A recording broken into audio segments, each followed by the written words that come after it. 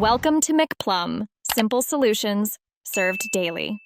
In this video, I will show how to change Hyundai Sonata spark plugs. Start by disconnecting the negative battery terminal to prevent shorts. Remove engine cover if fitted and set aside.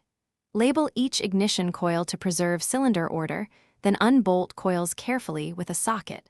Pull coils straight out to access plugs, using a magnetic socket for safe removal of old spark plugs and debris.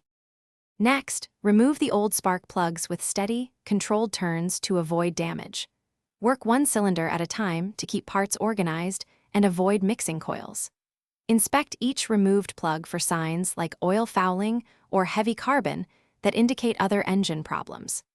Clean the spark plug wells and use compressed air if available to clear debris before installing new plugs to prevent contaminants from entering the. When installing new plugs, hand start each plug to ensure correct threading and prevent cross-threading.